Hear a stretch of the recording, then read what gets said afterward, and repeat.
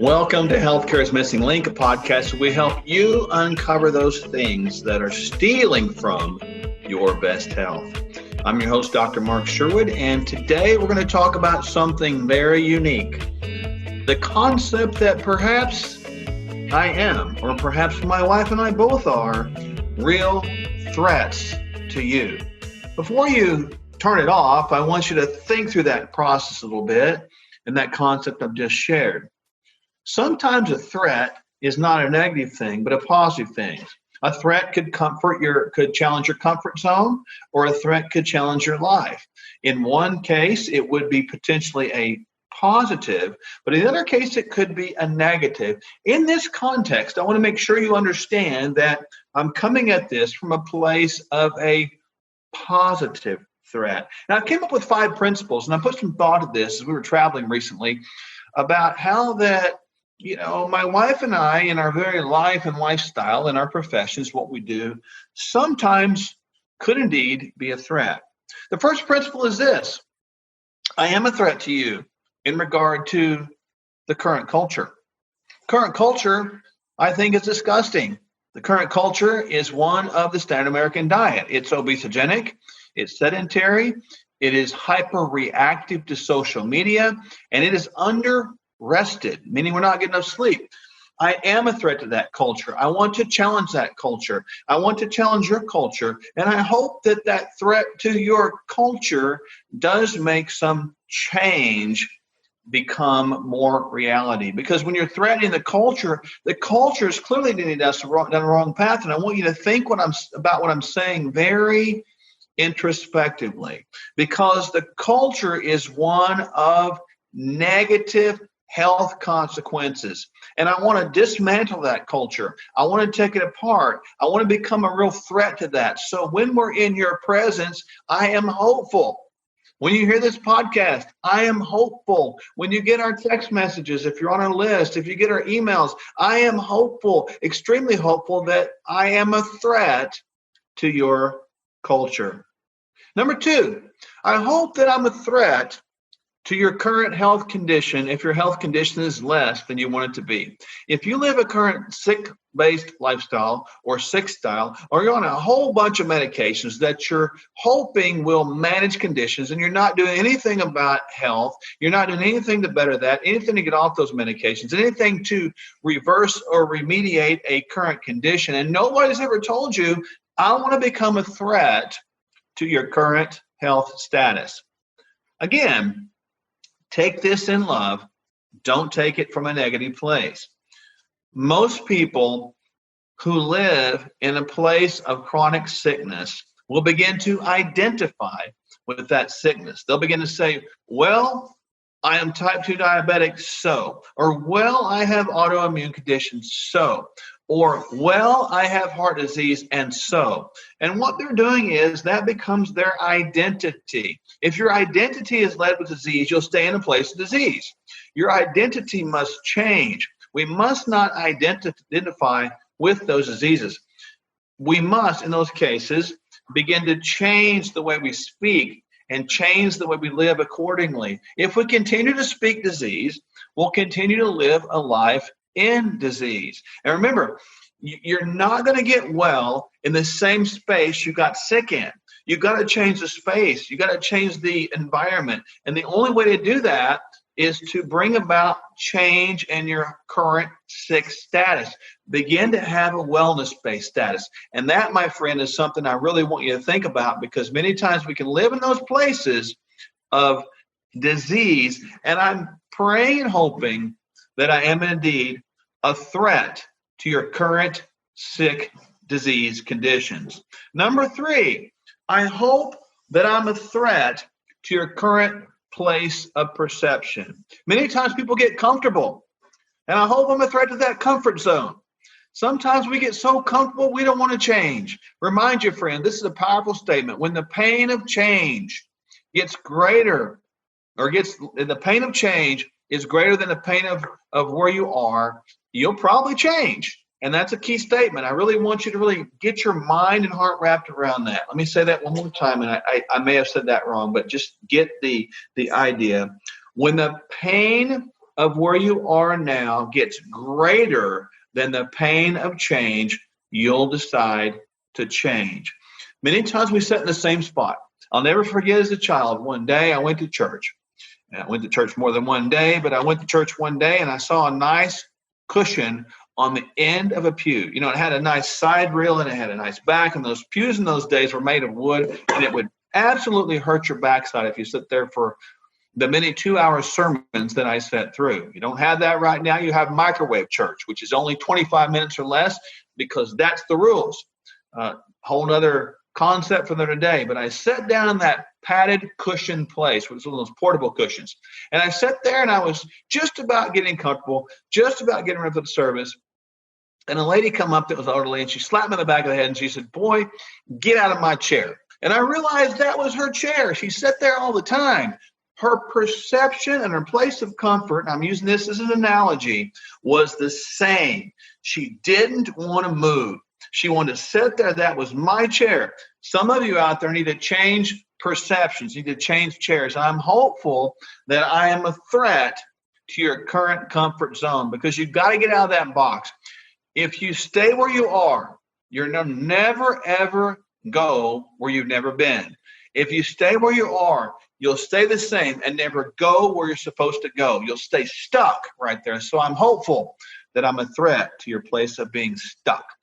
Number 4, I'm hopeful, and I touched on this a moment ago, when the pain of where you are becomes greater than the pain of change, you'll change. I'm hoping that I'm a threat to that painful place. I'm hopeful that I can bring more pain to that place right now, because, friends, if you're there right now and you have all these chronic disease conditions that you know that you can do better in as far as your own behavior goes, if you're eating the standard American diet, if you're not exercising, if you're not sleeping well, and not even making a point to, and you're not trying to manage the stress, you're listening to the constant drip of negative media, you need to listen to probably the Healthcare's Missing Link podcast more often, some of our friends. But the bottom line is, you are not giving any difference and not making any change in those areas. If that's you, then I'm hoping that my presence, my very voice, creates a lot of pain right now. Pain in a good way, because pain can get you to move. It can get you to change.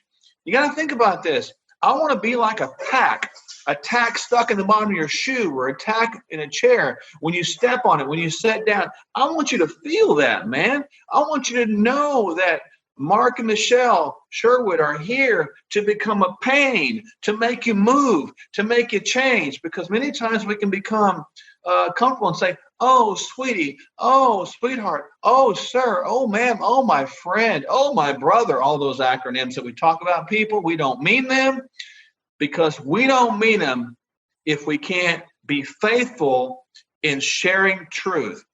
Faithful are the wounds of friends, but deceitful are the lips and the kisses of enemies. Now, think about what I just said. Sometimes what a friend can do, even though they might be a pain in your backside, they're actually bringing attention to that pain. So I hope that my threat to you today is to being a pain for you, so you can hear that, you can feel that pain once again and realize it hurts and it's not going anywhere. It's not going to get any better. It's going to stay the same and get worse and worse and worse and worse until you move and you change that position and you remove the pain, the tack from your shoe and your backside, and go stand and sit somewhere else. Go do something different. And finally, number 5, I hope that I'm a threat to you, to your old you. I'm hopeful that you realize that I need to bring about change in my life. I need to do something different. I don't like where I'm at right now. I'm hopeful that I can be a threat to that person, because I don't want you to stay there. I want that person, that old you, to go away. I want it to die. I don't want it to come back. I want you to learn to live. And I'm not saying I want you to physically die. I'm saying that I want that old you, the old self, I want that to die. You got to put that to death, and you got to learn to live a life that is conducive to health. The life conducive to death is speeding you down a pathway like a speeding bullet, unequivocally towards a premature ending to your life, therefore castrating your ability to have a productive life and optimally give hope to those around you. I want you to become an effective hope dealer, not an effective dope dealer. Dope is like giving something to somebody else that's negative that tries to kill them. Hope is giving them life, something to hang on to, something that they can latch onto, something that gives them a reason that increases their why. So I'm hopeful that I can be a threat to you for your old self. And I'm hopeful that threat to your old self says, I don't want to be there anymore because Dr. Mark and Dr. Michelle are trying to take that old life from me. Yes, we are. And I hope it goes away right now because I want you to experience a new life. I want that old you to die. I want it to go away. I don't want it to come back. And I know you don't either. So all this podcast, I've talked about being a threat to you. I've talked about being a threat to you in all the areas that are trying to kill you. In other words, I'm against those things, totally. I want to be a threat to those things that are trying to kill you, that are trying to shut down and cut off your best life. I am telling you, friend, these things are important to let them die. In other words, if I'm a threat to you, let us finish the work. Let us help you finish the work. Let us all work together as a unit, as a community to eliminate all these things that are already trying to kill you and try to bring back life. Let us all band together and all become threats to these bad things in life. The more we stand up and become a threat to all these negatives, remember the culture. We talked about the sick condition, the sick culture, the sick health we live in, the place of continued consistency to sit in the wrong place and not be willing to change. And finally, number 4, we talked about again, was the threat to be afraid to make change. We need to be so ready to make change right now and realize how big that pain is where we are. If you don't like where you are, you need to realize how bad it is and make changes. And finally, to be a threat and to change that old you. We need to begin to take action right now in all these 5 areas. Am I asking you to become a threat to you as well? I sure am. Hopefully you'll join on Dr. Michelle and I's thought process with this and say, you know what? I want to be a threat too. I want to be a dangerous person to those things out there in this world that are taking away my life. When you step up like that and you become a threat like that, you become a difference maker. We want to change the world. Yes. We say, I want to be a world changer. Great. That's awesome. I salute you and I commend you in that. Well, let me tell you something, friend. The greatest place that you can become a difference maker and become a real threat in the regard to the healthy way I'm talking about is dealing with that person right back in the mirror staring at you.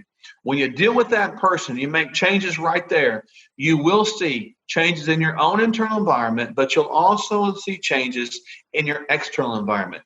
You'll begin to be an influencer and people will be drawn to you. They'll gravitate to you like a magnet. What is it about you that you have? And you'll be able to tell them and show them what is in you.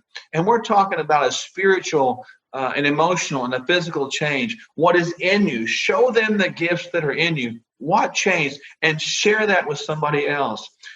Remember, let this concept of threat become a positive. Flip it around, and you'll see change occur in your life. Begin to put these principles into practice, and you, again, will see benefits that are exponential, not just in your life now, not just in your family's life now, but get this, in the generations to come behind you. And friends, we need to make this commitment. Don't wait on somebody else to do it. Don't wait on your wife to do it. Don't wait on your husband to do it. Don't wait on your buddy to encourage you. Don't wait till Monday. Start right now and make the commitment right now that say, I'm going to be a threat to those things that are trying to take me down, and I'm going to become dangerous to those things that are trying to take me down and try to take my life down, and I'm going to defeat those things every day. And friend, when you do that, you'll become a deadly force to reckon with that's really bringing more life into your life. I hope this podcast has been helpful to you, and actually, what I really want you to do is listen to it twice and really get it deep into your mind, get it deep into your spirit, get it deep into your emotions, and really embrace those principles therein. And like I ask you all the time, go ahead and subscribe to our podcast because you want to know what's coming up next, because we have some great guests. We have some great good news stories. We have some great concepts like we talked about today. And remember, as we always say, don't let the hidden things that are so readily available steal and take away your best health. I'm Dr. Mark, and we'll look forward to seeing you next time on Healthcare's Missing Link. See you next time.